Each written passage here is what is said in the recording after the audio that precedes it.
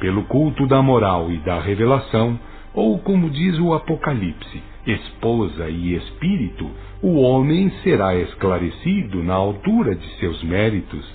Quem mais alto for, tanto melhor apanhará os frutos mais saborosos. É a natural atração pela afinidade. Individualmente, batismo de Espírito Santo quer dizer manifestação de virtude mediúnica ou santa que no indivíduo já estava em estado de latência, e coletivamente quer dizer manifestação coletiva, como se deu no Pentecoste, da mesma virtude embrionada no íntimo de cada um. E uma vez que o batismo já foi feito, isto é, que o dom foi revelado e a igreja sobre o culto do mesmo foi fundada, cumpre que um homem siga o seu caminho. Nesse caso, traçou Jesus a sua rota da manjedoura ao Pentecoste e não ao Gólgota? Lógico, ele veio para fundar uma igreja sobre a virtude que tudo une entre si e ao emanador. Podem-se ter melhores informações? Sim. Vejamos que quem se der ao trabalho de estudar a Escritura encontrará pela frente 4 pontos fundamentais em torno dos quais gira toda a sabedoria escriturística: o Pai, o Filho, a Lei e o Espírito Santo. Isso pode-se traduzir por: o Pai, alma do universo, ser indivisível, onisciente, onipotente, onipresente, imutável, jamais será sondável em matéria de essência e origem. Assim o creio eu. É melhor chamá-lo Pai do que Deus. O Filho é o Verbo ou emanação, ou o todo emanado. Jesus, o tutelar da terra, veio representar a chamada criação, espírito e matéria, nos seus direitos e deveres. É o mais vasto de todos os símbolos, porque é a maior de todas as missões que um espírito possa viver. Podem existir espíritos maiores ou menores, mas um Cristo é sempre um símbolo completo, igual, portanto, aos outros Cristos dos outros mundos. A lei é a força equilibradora. Manifesta-se mais material nos planos materiais e mais moral nos planos mais moralizados ou espiritualizados. Não existem muitas leis, porém, múltiplas manifestações de uma única lei. O Espírito Santo é pura mediunidade. Assim como há um emanador, há um filho ou verbo.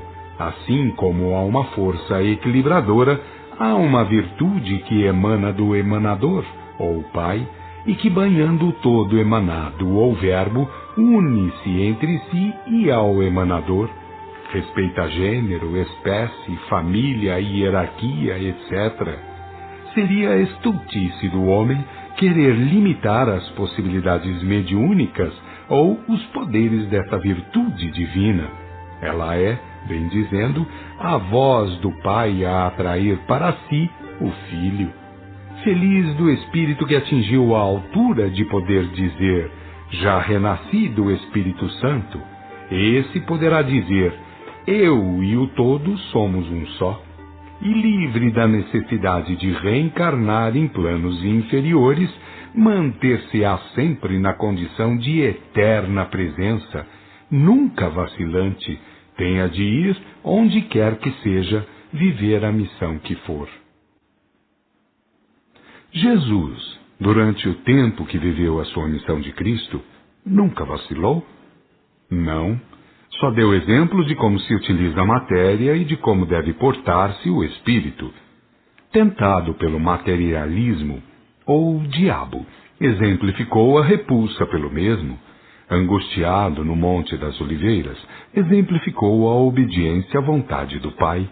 Assim, compreenda cada homem que, se for tentado à conquista da terra, saiba fugir da mesma tentação, e se algum dia, no horto da vida, por expiação ou exemplo, tiver que sofrer qualquer angustiável ato, embora não possa deixar de sentir, deve suportá-lo com resignação, porque o Pai é quem sabe o que melhor nos convém. Seria desnecessário dizer isto, uma vez que dito já ficou que o Cristo foi, em linha reta, da manjedoura ao Pentecoste.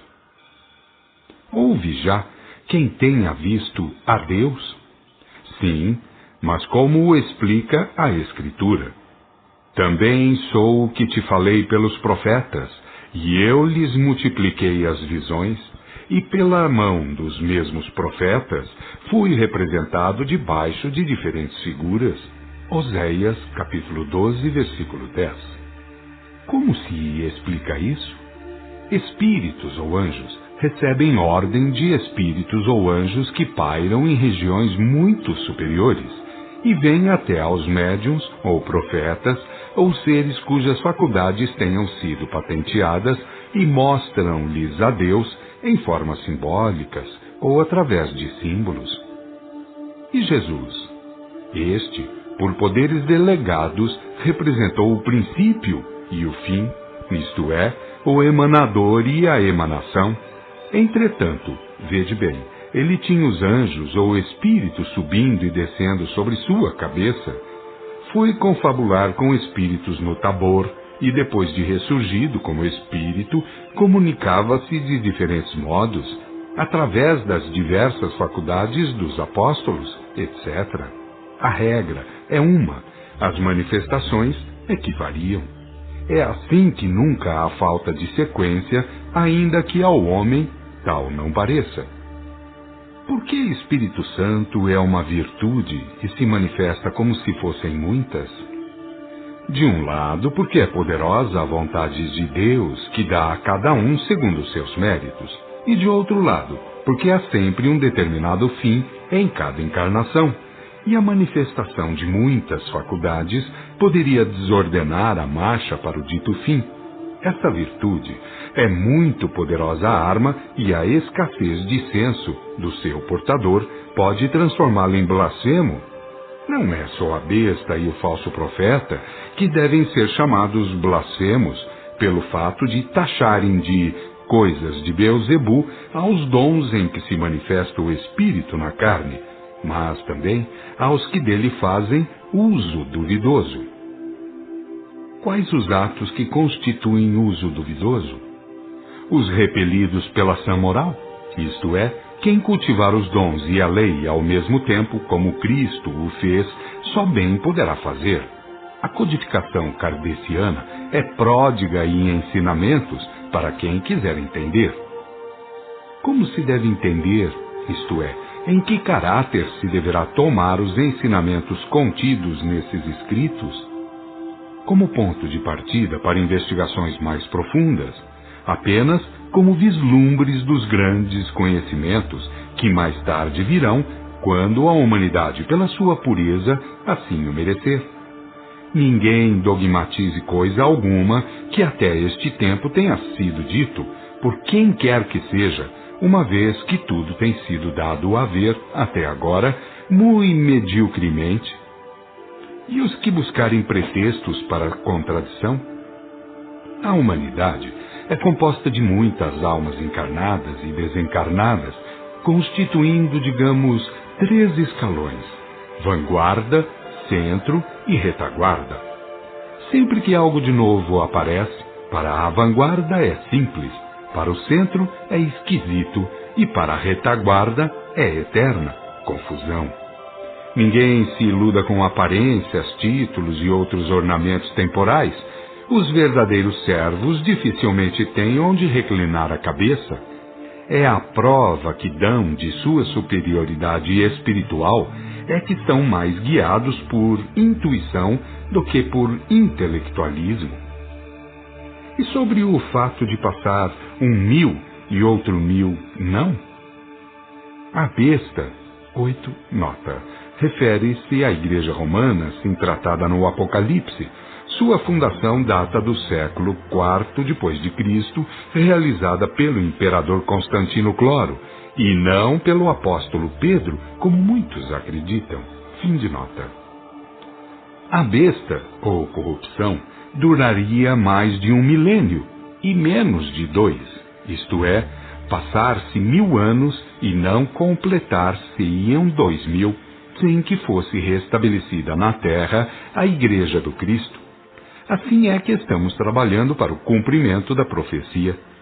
Estudar a Escritura é dever, porque ainda muito longe estão os melhores livros em matéria de análise ou estudo dos seus profundos ensinamentos. Também ninguém poderá depor contra a sua capacidade de espírito profético, e nenhum livro é tão evocador de fluidos sublimes como esse que foi e está sendo escrito nos segundos e nos milênios, e que encerra a história dos grandes vultos que sobre os montes de Israel aformosearam o seu espírito, morrendo de zelos pelas coisas do Senhor. Ninguém duvide do valor da pregação do Evangelho. O biográfico, ou escrito, indica ao homem que se levante em seu espírito e cultive a lei e a revelação. Como devemos encarar o Espiritismo? Devemo-lo por 2 prismas. Quem quiser fazê-lo por este prisma, que é o real, só o poderá fazer lembrando-se das palavras de Jesus. E todo o que disser alguma palavra contra o Filho do Homem, perdoar-se-lhe-á, porém o que a disser contra o Espírito Santo, não se lhe perdoará, nem neste mundo, nem no outro. Mateus, capítulo 12, versículos 30 a 32. O pecado contra o espírito emanado é uma coisa, o pecado contra a virtude divina que tudo une é outra coisa. O fato de quererem seja ele a terça parte de Deus não procede, mas é uma virtude emanante dele e, portanto, merecedora de todo respeito. Levando-se em conta que o Espiritismo é o culto desse elemento, que no gênero humano se manifesta como dons espirituais, deve ele, o Espiritismo, ser encarado como um sacrário inatingível pelas concepções humanas. Levará ele o relativo ao absoluto, transformará o homem terreno em homem-deus. Esse Espiritismo não cresce nem diminui pelas negações ou afirmações de quem quer que seja. Está na sua grandeza íntegra, esperando aos que nele queiram renascer, pois é esse o fim de todos nós, assim como é aquela a natureza do Espiritismo. Todo aquele que lhe quiser fazer afronta será esmigalhado pela lei ou poder equilibrador. Os homens devem render-lhe o mesmo culto devido a Jesus, colocá-lo acima das suas cogitações, por melhor que estas sejam. B. O Espiritismo, como corpo de doutrina, é, tal como está, o resultado de milhares de anos de trabalhos proféticos ou revelacionistas. Podemos dizer que estamos em um ponto na escalada da montanha a subir por um atalho e que outros, noutros tempos, trabalhadores das primeiras horas, iniciaram os trabalhos de abertura desse atalho. A cadeia vem desde os patriarcas. Asseveramos ainda, sem o mínimo receio de errar, que estamos na 5ª fase, ou no 5º período. Antes, entretanto, devemos dizer uma coisa, e temos a grata satisfação de saber que ela já está dita, bastando transcrevê-la da Bíblia. O lobo habitará com o cordeiro, e o leopardo se deitará ao pé do cabrito. O novilho e o leão e a ovelha viverão juntos, e o menino pequenino os conduzirá. O novilho e o urso irão comer as mesmas pastagens, as suas crias descansarão umas com as outras, o leão comerá palha com o boi, e divertir-se-á a criança de peito sobre a toca do áspide, e na caverna do basilisco meterá sua mão à que estiver já desmamada. Isaías capítulo 11, versículos 6 a 8. Isso que está exposto é o cume da montanha, e terá de ser atingido pelo conhecimento e culto do Paráclito, ou Espírito Santo, que é o Espiritismo em sua manifestação, a mais simples e profunda. Quantos séculos serão ainda necessários para que a humanidade da Terra alcance essa perfeição? responde a profecia quando diz que o reino do Cristo será sem fim. É que ele deixou o germe da verdade, para que vá sendo posto a germinar, por quem de direito qualquer criatura de bem. Por que estamos no quinto período ou quinta fase? O Espiritismo não peca por falta de boas tradições, por isso comecemos por atender aos conceitos emitidos por aquele que fundou o povo de Israel, que mais tarde seria ou serviria de sementeira para o Cristo. Não se tirará o centro de Judá, nem general que proceda da sua coxa, menos que não venha aquele que deve ser enviado, e ele será a expectação das gentes. Gênesis, capítulo 49, versículo 10. E no livro de Isaías, temos dezenas de profecias sobre a vinda do fundador do Espiritismo, o Cristo. Pois por isso o mesmo Senhor vos dará este sinal. Eis que uma virgem conceberá e parirá um filho, e será chamado o seu nome Emanuel. Ele comerá manteiga e mel até que saiba rejeitar o mal e escolher o bem. Isaías capítulo 7, versículos 14 e 15. E mais ainda diz o profeta: quem deu crédito ao que nos ouviu, e a quem foi revelado o braço do Senhor? E subirá como arbusto diante dele, e como raiz que sai de uma terra sequiosa. Ele não tem beleza nem formosura, e vimo-lo, e não tinha parecença do que era, e por isso nós o estranhamos. Feito um objeto de desprezo, e o último dos homens, um varão de dores e experimentado nos trabalhos. E o seu rosto se achava como encoberto, e parecia desprezível, por onde nenhum caso fizemos dele. Verdadeiramente ele foi o que tomou sobre si as nossas fraquezas, e ele mesmo carregou com as nossas dores. E nós o reputamos como um leproso, e ferido por Deus e humilhado. Mas ele foi ferido pelas nossas iniquidades, foi quebrantado pelos nossos crimes. O castigo que nos devia trazer a paz caiu sobre ele, e nós fomos sarados pelas suas pisaduras. Todos nós andamos desgarrados como ovelhas, cada um se extraviou por seu caminho, e o Senhor carregou sobre ele a iniquidade de todos nós. Foi oferecido porque ele mesmo quis, e não abriu a sua boca. Ele será levado como uma ovelha ao matadouro, e como um cordeiro diante do que o tosquia, emudecerá e não abrirá a sua boca. Ele foi tirado da angústia e do juízo. Quem contará a sua geração? Porque ele foi cortado da terra dos viventes. Eu o feri por causa da maldade do meu povo. E lhe dará os ímpios pela sepultura e o rico pela sua morte, porque ele não cometeu iniquidade, nem se achou nunca dolo na sua boca. E o Senhor quis quebrantá-lo na sua enfermidade. Se ele tiver dado a sua alma pelo pecado, verá a sua descendência perdurável, e a vontade do Senhor será por suas mãos prosperada. Verá o fruto do que a sua alma trabalhou, e se fartará. Aquele mesmo justo, meu servo, justificará a muitos com a sua ciência, e ele tomará sobre si as suas iniquidades. Por isso eu lhe darei por sorte uma grande multidão de pessoas, e ele distribuirá os despojos dos fortes, porque entregou a sua alma à morte, e foi posto no número dos malfeitores, e ele carregou com os pecados de muitos, e rogou pelos transgressores da lei. Isaías capítulo 53. E para bem significar que sobre o culto do espírito de dons é que o Cristo descansaria o peso de seus trabalhos e fundaria a sua igreja, 9. Nota. Como já foi informado anteriormente, é sinônimo de comunidade de pessoas com ideais comuns e não religião sectária. Fim de nota. Já vinha sendo prometido o mesmo Espírito como seu luzeiro. E descansará sobre ele o Espírito do Senhor, Espírito de sabedoria e de entendimento, espírito de conselho e de fortaleza, espírito de ciência e de piedade. Isaías capítulo 11, versículo 2.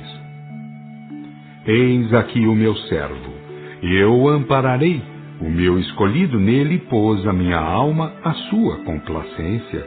Sobre ele derramei o meu espírito, ele promulgará justiça às nações.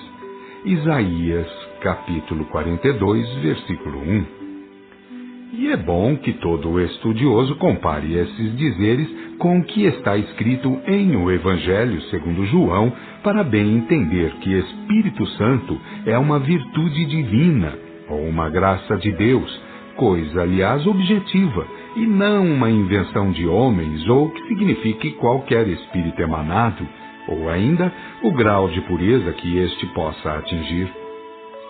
Porque aquele a quem Deus enviou, esse fala palavras de Deus, porque não lhe dá Deus o Espírito por medida.